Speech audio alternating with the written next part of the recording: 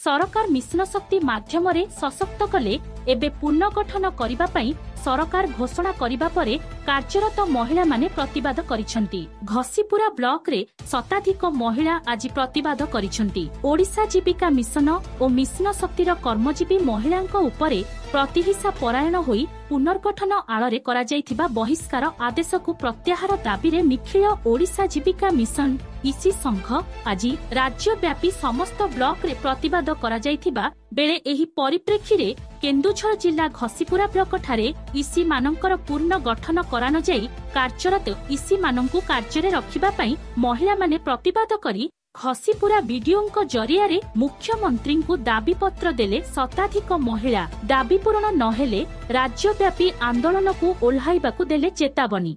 केन्दुझररु Dasharath बारिकंक report, श्रीक्षेत्र news.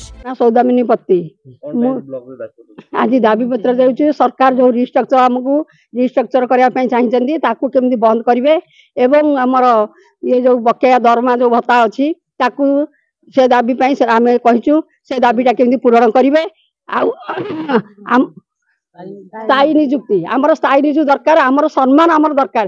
कारण सरकार आमे मूलरू आमे 2005 मसीह आमे करी आसीजु ग्रुप जहा द्वारा कि आमे प्रत्येक ग्रुप रो आमे जाई कि मां मान को डाकी एखाटी करी आमे आज ग्रुप गठन करछु। किनु सरकार बुझी पार नाहती आमे होछु मूलदुआ आमे गछरे पानी देई देई देई गछ को आज बंचाइछु। बंचाइला परे सरकार आज हम कहउचंदी तमे बाहरी जाओ। आमे काहे के बाहरीबु? आमे तो बिना परिश्रम आमे खटुथुलु। आमे तो टंकाटा आपन को मागी नथिला मु टंकाटा दियो कि जो टंकाटा देइथिलो सेटा कोनोसी काम रे न तथापि हमर आपत्ति नथिला। काहे के आपण रिस्ट्रक्चर कले रिस्ट्रक्चर नमस्कार जनाउची। हमर घसीपुरा ब्लॉक मोर ग्राम होची अंगारुआ पंचायत गंपुर। मु घसीपुरा ब्लॉक रे जने ईसी मेंबर भाबरे कार्यरत।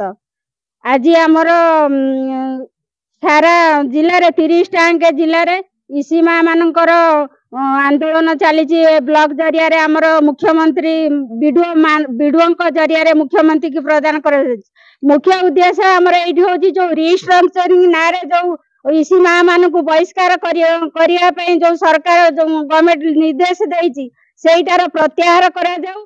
ईसी मां मान को स्थायी नियुक्ति दिया जाऊ।